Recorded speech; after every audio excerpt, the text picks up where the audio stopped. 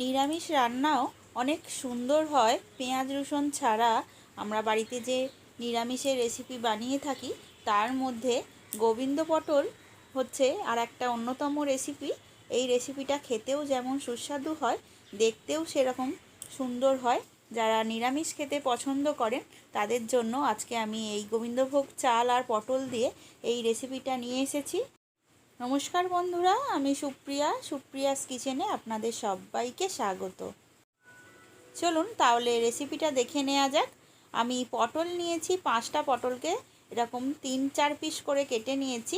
আর 4টে মাঝারি সাইজ আলুকেও এরকম ডুমো করে কেটে নিয়েছি।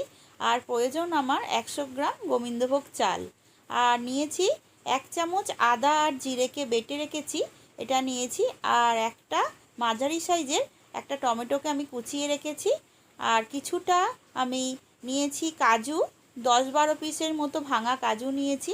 আর 10 পিসের মতো নিয়েছি কিশমিশ, 1 চামচ গোটা জিরে, আর কিছু গোটা গরম মশলা, একটা তেজপাতা, একটা শুকনো লঙ্কা, 2টো লাল পাকা লঙ্কা নিয়েছি, আপনারা কাঁচা লঙ্কাও নিতে পারেন। আর অল্প 1 চামচের মতো হলুদ গুঁড়ো নিয়েছি। আর প্রয়োজন স্বাদ মতো লবণ আর চিনি, আর পরিমাণ মতো জল, আর সামান্য ঘি। 1 চামচের মতো ঘি হলেই হয়ে যাবে। আর লাগবে 1 কাপ দুধ। এবার আমি একটা গ্যাসের ফ্লেম অন করে একটা কড়া বসিয়ে দিয়েছি। আর দিয়েছি বড় চামচের 3 চামচের মতো সাদা তেল। আপনারা চাইলে এটা সর্ষের তেলেও করতে পারেন, কিন্তু আমি সাদা তেলে করছি। আর এর মধ্যে আমি ঘিও ব্যবহার করব। তেল গরম হয়ে গেছে, এবার এর মধ্যে আমি কেটে রাখা আলু আর পটল দিয়ে আমি ভেজে নিচ্ছি। পটলগুলো তাড়াতাড়ি ভাজার জন্য আমি চাপা দিয়ে গ্যাসের ফ্লেমটা স্লো করে আমি ভেজে নেব। 2 মিনিট ছাড়া ছাড়া ঢাকা খুলে আমি উল্টে দিয়ে পটলগুলো আর আলুগুলো আমি গোল্ডেন ব্রাউন কালার করে ভেজে নিচ্ছি। পটলগুলো যাতে তাড়াতাড়ি ভাজা হয় তার জন্য আমি দিয়ে দিচ্ছি 1/2 চামচের মতো লবণ। ভিডিওটি স্কিপ না করে সম্পূর্ণ দেখার অনুরোধ রইল। আর আপনি যদি আমার চ্যানেলে নতুন বন্ধু হয়ে থাকেন তাহলে আমার চ্যানেলটি সাবস্ক্রাইব করে পাশে থাকা বেল বাটনটি অন করে রাখবেন। আমি যখনই কোনো নতুন রান্নার ভিডিও আপলোড করব সবার আগে আপনাদের কাছে নোটিফিকেশান চলে যাবে। পটলগুলো ভাজা হয়ে গেছে দুদিকটা গোল্ডেন ব্রাউন কালার করে। আমি এবার পটলগুলো তুলে নিয়েছি। এবার ওই একই তেলের মধ্যে দিয়ে দিচ্ছি 1 চামচ ঘি। ঘিটা গরম হলে ওর মধ্যে যে আমি অল্প 10টার মতো কাজু আর 10টার মতো কিশমিশ রেখেছিলাম, এগুলো এর মধ্যে দিয়ে আমি ভেজে তুলে নিচ্ছি। হালকা করে ভেজে তুলে নেব। নিরামিষ সাধারণ এই রান্নাটি মা ঠাকুমার হাতে এক অন্যরকম মাত্রা পেত। আর সেই রান্নাই একদম সাবেকি পদ্ধতিতে আপনাদের করে দেখানোর চেষ্টা করেছি।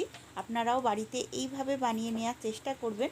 আশা করছি আপনাদের ভীষণই ভালো লাগবে। আমি কাজু কিশমিশগুলো ভেজে তুলে নিয়েছি। এবার ওই একই তেলের মধ্যে 1 চামচ গোটা জিরে ফোড়ন দিয়ে দিয়েছি। আর দিয়ে দিয়েছি কিছু গোটা গরম মশলা। তার মধ্যে রয়েছে 2টো দারচিনি, 2টো লবঙ্গ, আর 4টের মতো এলাচ, একটা দিয়েছি শুকনো লঙ্কা, আর একটা তেজপাতা। এবার ফোড়ন থেকে সুন্দর গন্ধ বেরোলে এর মধ্যে আমি দিয়ে দিচ্ছি একটা কেটে রাখা টমেটো।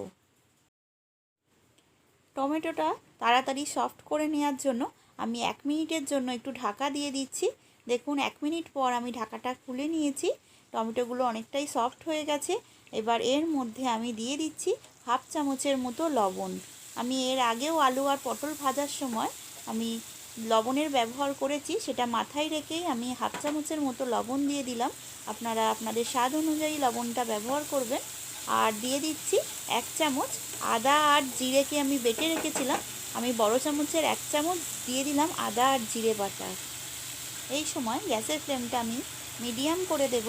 ভালো করে মশলাটা 1 মিনিট ধরে কষিয়ে নেওয়ার পর আমি দিয়ে দিচ্ছি এর মধ্যে খুবই কম 1 চামচের মতো হলুদের গুঁড়ো। এই রান্নাটায় খুব কম মশলার ব্যবহার হয় আর খেতে কিন্তু দুর্দান্ত হয়। এবার দিয়ে দিচ্ছি 100 গ্রাম চালকে, আমি গোবিন্দভোগ চালকে আমি ভালো করে ধুয়ে পরিষ্কার করে রেখেছিলাম।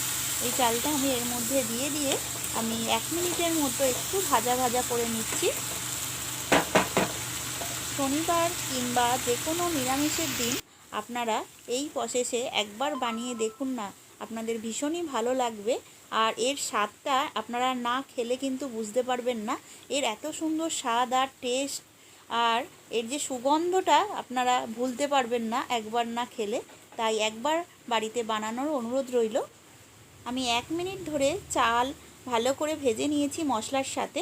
এবার এর মধ্যে আমি দিয়ে দিচ্ছি ভেজে রাখা আলু, পটল আর কাজু কিশমিশ দিয়ে চালের সাথে আবারও আমি ভেজে নিচ্ছি 1 মিনিটের মতো। আমার রান্নার রেসিপি যদি আপনাদের পছন্দ হয়ে থাকে তাহলে অবশ্যই একটি লাইক আর কেমন লেগেছে ছোট করে কমেন্ট করে দিতে ভুলবেন না। দেখুন বন্ধুরা, আমি 2 মিনিট ধরে ভালো করে চাল আর আলু পটল ভেজে নিয়েছি। এবার এর মধ্যে আমি যে বাটিটার 1 বাটি চাল নিয়েছিলাম ওই বাটিটারই ঠিক মাপের 1 বাটি আমি জল দিয়ে দিলাম। দিয়ে ভালো করে আমি মশলার সাথে আলু, পটল, চাল মিশিয়ে দিয়েছি।